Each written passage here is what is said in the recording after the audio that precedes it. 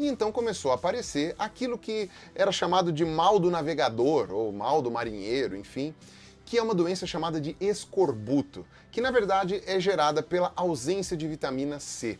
A dieta deles passou a ficar muito pobre em várias vitaminas, né, pela ausência de vegetais, e esses cocos que davam por semana não eram suficientes para suprir essa necessidade. E o escorbuto ele gera várias feridas, né, a perda de dentes, uma série de coisas assim, e no fim das contas acaba levando à morte. Tá? E isso começou a assolar a população da ilha. As 25 pessoas que estavam lá começaram, né, a ter problemas, principalmente os homens, porque eles deixavam os cocos e o resto da comida que estava em melhor qualidade para as esposas e para os filhos. Tá? Então eles passaram a ficar mais desnutridos até do que as mulheres e crianças e passaram a morrer. Só uma coisa que eu não consegui entender fazendo a pesquisa para esse vídeo, tá? No final do século XIX, eles introduziram porcos na ilha. E esses porcos só foram erradicados em 1958. Ou seja, durante todo o período que acontece essa história toda que eu estou contando para vocês, tinha porco na ilha. E não era pouco porco. Eles não comiam esses porcos. É sério, eu não encontrei ninguém falando sobre isso, nenhuma fonte falando sobre isso. Eu sei que esses porcos ficaram selvagens, né? Eles ficaram ferais, como a gente fala, né? Quando eles perdem a domesticação e aí eles ficam agressivos, né? Enfim, viraram javalis, vai. Será que eles não tinham ferramentas para caçar os porcos? Sei lá, queriam guardar as balas dos revólver para outra coisa? Enfim, não sei por que eles não pegaram esses porcos. Né? Talvez eles tenham comido os porcos, né? Mas as fontes aí que contaram essa história esqueceram de falar. Eu não sei. É sério que essa foi uma parte que me deixou intrigado aí enquanto eu estava pesquisando para fazer esse roteiro. Mas, prosseguindo. Em maio de 1915, apenas o Arnaud, 3 soldados e o faroleiro eram os homens adultos na ilha. Todos os outros homens adultos tinham morrido. Tá? Das crianças, 3 já eram órfãs de pai e mãe. O único barco que tinha sobrado para eles não tinha combustível suficiente para chegar em Acapulco e eles estavam desnutridos demais para remar pelo resto do caminho. Tá? Então não ia adiantar nada colocar 5 homens para remar ali, mesmo que pusesse as mulheres para remar também. Tá? Eles nunca iam conseguir chegar em Acapulco. Era uma missão suicida. Então eles ficaram lá na ilha e não só fisicamente debilitados, como psicologicamente também muito debilitados. Principalmente o Arnaud e os seus soldados, porque eles estavam até mais desnutridos e cansados do que as esposas e os filhos. Então, quer dizer, não estava ninguém completamente são ali dentro, tá? Não estava ninguém em suas plenas faculdades mentais. E foi aí que aconteceu. Já estava tendo aqui uma sucessão de tragédias, mas dentro da parte pior dessa história, a primeira das tragédias mais graves. Em junho de 1915, o capitão Arnaud avistou um navio no horizonte. E ele entrou em frenesi, ficou maluco e falou assim, olha, vamos todo mundo entrar no barquinho e vocês, os 3 homens que estão aqui, me acompanhem e a gente vai navegar até o barco, e o navio, no caso, né, e pedir para eles resgatarem a gente. E os outros soldados falaram, olha, capitão, eu não tô vendo navio nenhum. Eles falaram, não, entra todo mundo e vamos lá. As fontes que a gente tem para saber dessa história, elas não são completamente idênticas, tá? Então a história varia muito nesse ponto.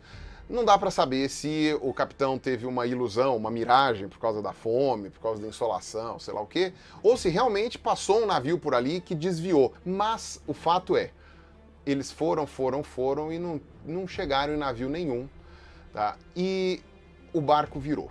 E os 4 morreram afogados. Também as fontes divergem sobre como eles morreram, tá?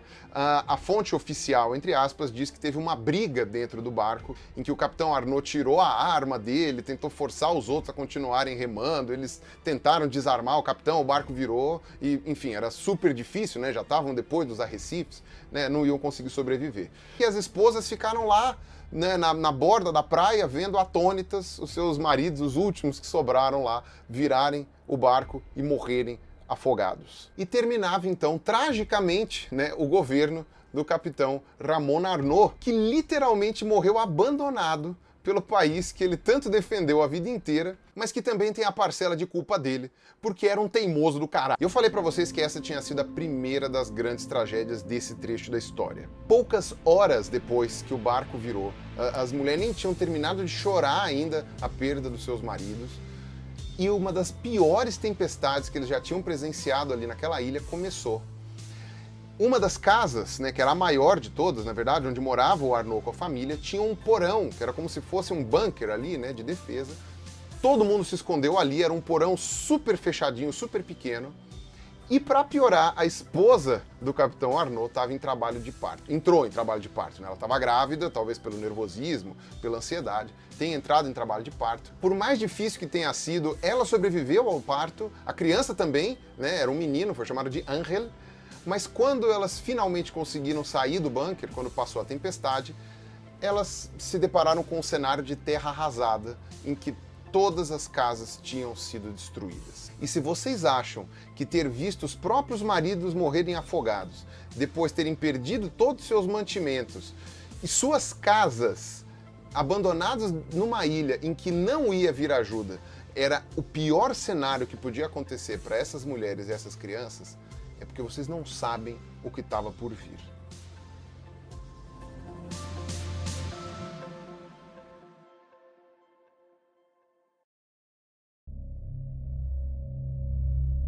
Assim que a tempestade terminou, mas um pouco antes das mulheres e crianças saírem de dentro do bunker em que elas estavam se protegendo, o faroleiro resolveu descer da rocha. Era uma coisa que ele dificilmente fazia, ele quase nunca saía do rochedo, porque ele tinha uma cabana ali do lado do farol. Inclusive isso fazia dele o único habitante da ilha que não tinha perdido a casa. Ele chegou ali na aldeia lá, com as casas todas destruídas, pegou todas as armas que ele viu à mostra, ali que ele podia caçar, procurar, e jogou todas dentro da laguna, menos um rifle. Esse rifle ele embainhou, ficou com ele. Vitoriano Álvares, esse era o nome dele. E quando as 4 mulheres, agora com 7 crianças, saíram de dentro do bunker, elas viram não só a devastação, como também aquele faroleiro apontando a arma para elas e falando: a partir de agora, eu sou o rei desta ilha e vocês são as minhas súditas. Súditas não, escravas. É óbvio que não dá para saber exatamente qual frase ele disse, mas na prática foi isso. Ele iria escolher, de tempos em tempos, uma daquelas mulheres para ser sua concubina, enquanto as outras iam se preocupar ali em sobreviver, arrumar comida, criar os filhos. E depois que ele se cansasse, ia pegar outra e etc. Ele decidia. Para dar um exemplo do que ele queria dizer com isso, ele tentou transar com uma das filhas, né, dessas mulheres, que já estava na adolescência, tinha 15 anos. E a menina não quis, claro, e a mãe também interviu, falando: não, você não vai estuprar minha filha. No fim das contas, ele estuprou as duas e matou as duas. E que servisse de exemplo para as outras. A partir desse momento, o rei Álvares, né, entre aspas, fez o que quis naquela ilha. Cada hora, né, pegando uma mulher diferente para ir dormir com ele lá na cabana. Inclusive uma das meninas órfãs, né, chegou lá à sua idade de 13 anos mais ou menos, virou concubina também, forçada. E tudo parece indicar que ele já fosse uma pessoa esquisitona mesmo antes de chegar na ilha, tá? Uma pessoa extremamente perturbada, e são bastante comuns as histórias de faroleiros que perdem a sanidade por causa da solidão, né, da rotina de ter que ficar cuidando de farol. Durante todos os anos que o Álvares esteve lá em Clipperton, ele foi uma pessoa renegada, né? Uma pessoa deixada de lado, que ninguém dava muita importância, não participava de nenhuma das decisões, mal se lembrava que ele existia lá, mas ele também era uma pessoa reclusa propositalmente. E existem várias especulações sobre ele, né? Porque a gente sabe muito pouco, né? Especialmente sobre a questão psicológica, mas pode ser que ele já estivesse maquinando um plano parecido com esse há muito tempo. Ainda que não dê para saber com certeza, porque ele não poderia prever, talvez, a destruição da aldeia com o tornado, a morte afogada dos homens todos ao mesmo tempo, mas de alguma maneira ele já provavelmente estava prevendo alguma coisa naquele sentido. Então, quer dizer, o que a gente sabe dele é das atrocidades que ele cometeu depois que ele passou a ser o único homem adulto e armado de uma ilha isolada no meio do Pacífico. Ele tinha 3 mulheres preferidas, né? 2 das adultas e essa órfã de 13 anos. e as outras pessoas da ilha ficavam lá na aldeia tentando caçar comida, e se tem uma notícia boa no meio dessa tragédia toda é que com menos bocas para alimentar, a pouca comida que eles tinham à disposição agora já não era mais tão escassa, né? Porque afinal de contas dava para dividir um pouquinho mais para cada um.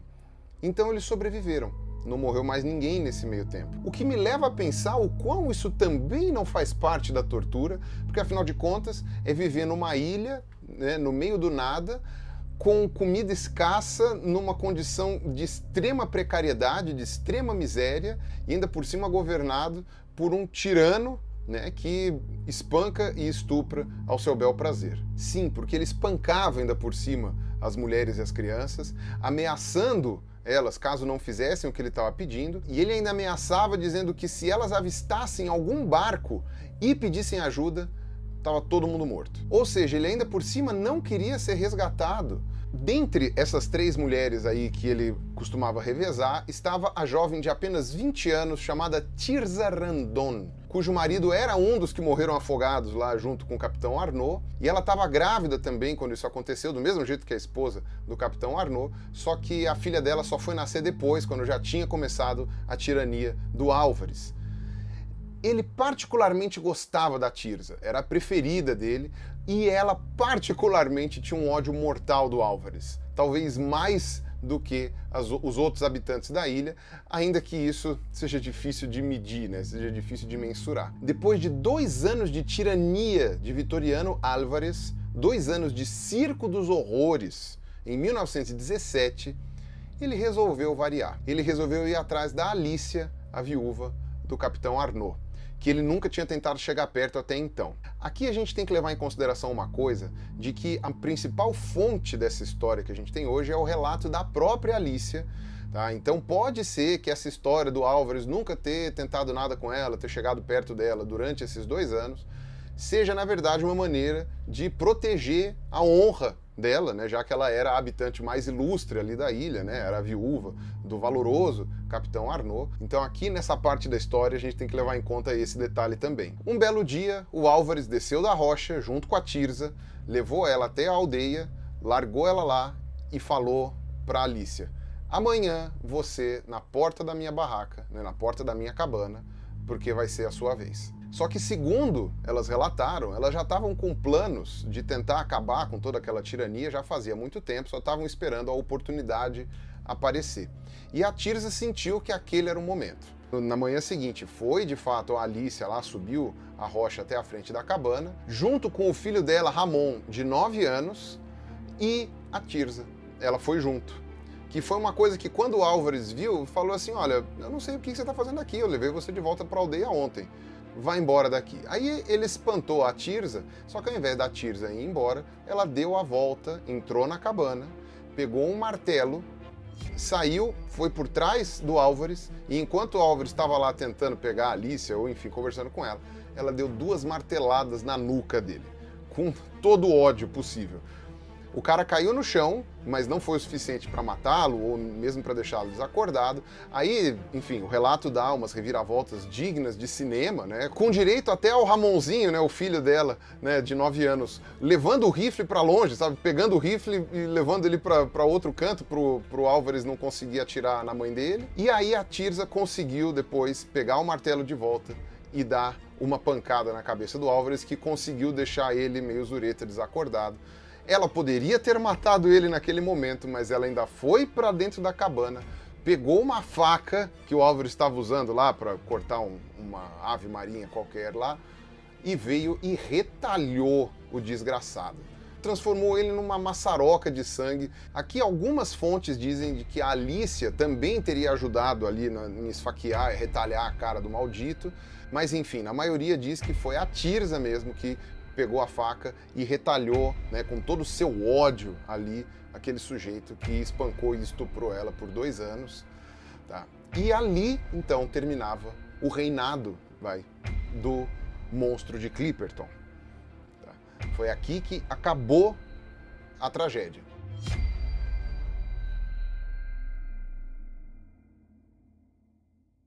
E aí o que aconteceu logo depois que as moças saíram da cabana, né, ainda com a faca ensanguentada e tudo mais? As fontes dizem que o menino Ramon lá, ele avistou um navio no horizonte. Eu sei, parece uma coincidência muito grande, né? Uma coisa mais hollywoodiana ainda, né? Ou seja, teve o desfecho ali, né? A morte do monstro de Clipperton e de repente vem o navio Salvador e aparece e tal. Mas o contexto histórico da época tornava bastante plausível que os navios estivessem passando bem perto de Clipperton naquele momento. Ainda estava rolando a Primeira Guerra Mundial, ela só ia terminar um ano depois, tá? E vários navios da Marinha Americana estavam rodando por aquele pedaço do Pacífico, e especialmente perto de Clipperton, porque os alemães podiam estar escondendo coisas lá, né? Era um lugar muito perfeito para isso, né? Era difícil de chegar, era bem isolado, então podia ter algum submarino, podiam ter armamentos, podiam ter até alguns soldados. Tá. Então, mesmo se você descontar esses detalhes aí de datas, de horários e etc., né, o fato é que o navio Yorktown estava passando por Clipperton em um determinado momento, naquele julho de 1917, e eles viram, né, os marinheiros viram as mulheres acenando da praia, né, mal acreditando no que estavam vendo, né, e conseguiram, com dificuldade, aportar na ilha. E aí eles encontraram, basicamente, o retrato do horror. O capitão Perrill, do Yorktown, desceu e ficou horrorizado com tudo que ele viu, né? Ele viu o corpo lá do Álvares morto, tudo ensanguentado, viu as pessoas lá vivendo na penúria, né? Inclusive o Angel, né? Aquele menininho que nasceu no dia da tormenta, etc. Tal, que era filho do capitão Arnaud. Ele não andava, tinha 2 anos já, né? Foram 2 anos de tirania ali do Álvares, e durante esses 2 anos ele nunca andou por causa do raquitismo. Né, era uma criança desnutrida e que não desenvolveu os ossos direito, assim como outras pessoas ali da ilha também, né, estavam totalmente subnutridas. As próprias mulheres, né, o pessoal achava que elas tinham 40 e poucos, na verdade elas tinham 25, 30 anos, né, eram pessoas muito jovens, mas aquela estada na ilha não fez bem para nenhuma delas. Resgataram ao todo as 3 mulheres, aquela moça que já era adolescente na época, que tinha 13 anos quando começou a tirania do Álvares, agora tinha 15, e mais 7 crianças. Sendo os 4 filhos do capitão Arnaud, a filha da Tirza e as outras 2 crianças órfãs. O pai da Alicia estava no porto esperando eles chegarem, né? Ele já tinha dado a filha e os netos como mortos, né? Como na verdade todos os parentes, né, dos sobreviventes ali de Clipperton também já achavam que estavam todos mortos, né? Então ele não podia acreditar no que ele estava vendo. A carta, né, o capitão Perry escreveu tudo, né, do que ele viu, e ele disse que o pai da Alicia disse que nunca lamentou tanto não saber falar inglês para poder agradecer a ele o tanto que ele podia, né, por ter resgatado a família dele, né, a filha e os 4 netos.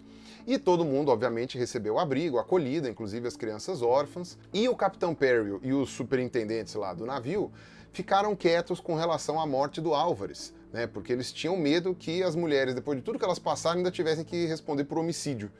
Né? Então eles ficaram quietos, eles foram falar disso, sei lá, 17 anos depois, né? Que aí tinha a narração direito, né? O que eles encontraram, como é que tava o corpo do cara, né? Enfim, todas essas coisas assim, né? Então pelo menos uma fonte independente a gente tem, né? Que é o relato do capitão do Yorktown, daquilo que ele viu, né, quando ele chegou. E de resto, todos os sobreviventes acabaram contando suas histórias, né, e narrando o que aconteceu. Cada um narrou de um jeito, como era de se esperar. Como eu tinha falado, uma das partes mais relevantes que varia de cada um dos relatos foi a morte do capitão Arnaud. Foi uma briga no barco, foram tubarões, foi um monstro marinho, foi um extraterrestre, sei lá mais o que inventaram da morte do capitão Arnaud e dos outros soldados. Essas versões todas foram contadas e publicadas na época em revistas, em jornais, e enfim, cada um lembra de um jeito.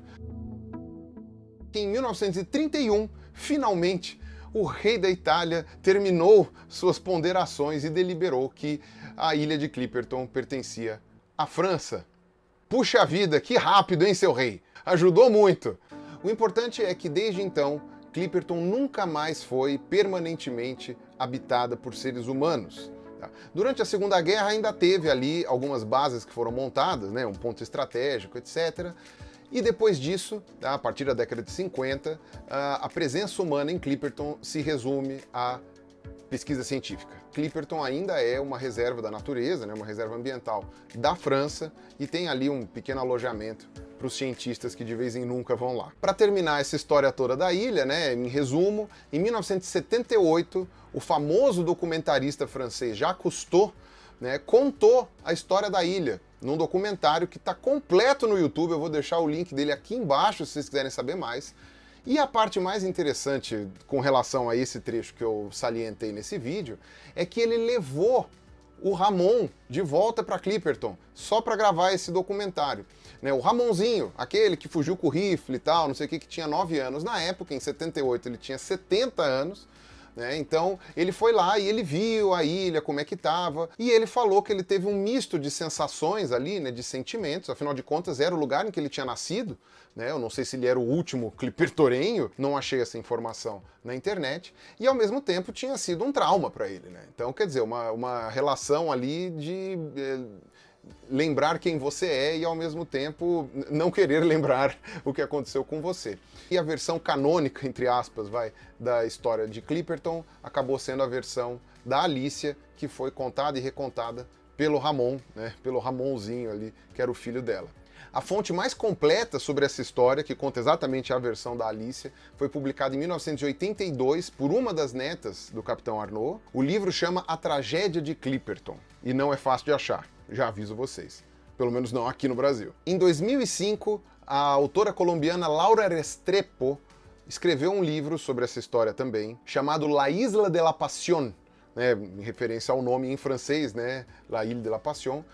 Eu não sei o quanto que floreia ali em cima da história original, tá? Transforma a coisa um pouco mais amorosa, né? O pessoal levou muito pro lado pessoal do Capitão Arnaud, né? E o amor envolvido, e o valor do Capitão Arnaud, que nunca desistiu de servir ao seu país e à pátria, enfim, sempre acabam colocando alguma coisinha meio ufanista. Afinal de contas, até hoje o México não engoliu que a ilha ficou pra França. Tá? Para eles é uma questão assim, é tipo a Argentina com as Malvinas. Eu sei que Clipperton deveria estar, como sempre esteve, livre de humanos. Tá? É o único jeito mais inteligente de lidar com a coisa. Em 2015, a neta do Ramon, bisneta do Capitão Arnaud, escreveu outro livro sobre essa mesma história, também enfatizando essa questão ufanista, né, da honra do avô dela, tá, no caso do bisavô dela e tal. Mas eu achei interessante destacar aqui que em 2014, uma escritora colombiana chamada Ana Garcia Bergua escreveu um livro sobre essa história também, não sei o quanto ela romantizou ali, chamado La Isla de los Bobos, para narrar essa história. E aí você vai se perguntar por que desse nome. Bobo é um dos nomes populares que são utilizados tanto em inglês quanto em espanhol para o atobá, que é aquela ave marinha que é extremamente comum em Clipperton e que coloca até hoje, né, os ovos ali na rocha de Clipperton. E por que eu quis deixar isso por último? Porque eu achei muito irônico esse título, porque tem que ser muito bobo para querer ir morar numa ilha dessas, no meio do Pacífico, que não tem nem como chegar direito, não tem nada para comer. Enfim, coisas da humanidade. E com uma história extremamente trágica, né? É isso. Tá? Eu não sei se vocês gostaram desse vídeo, se vocês gostaram dessa história, não sei se eu sou um bom storytelling, mas eu já tenho pelo menos mais duas histórias de ilha muito interessantes para contar para vocês, que são muito legais. Não sei se vocês estão a fim de ouvir mais sobre isso. Vamos ver como é que esse vídeo aqui vai performar. Tá bom? Então é isso, todos os links aqui embaixo com todas as fontes, seja de sites franceses quanto sites mexicanos. Tem um documentário mexicano que conta um pouquinho também dessa história, né, focado mais na ilha e menos nesse pedaço aqui do monstro de Clipperton mesmo, né, no Álvares. Vou deixar aqui embaixo também, junto com o documentário do Jacques Cousteau e junto com o link para vocês comprarem as camisetas da Doppel, beleza? Com promoção. É isso aí, um abraço para todos vocês, até a próxima. Falou!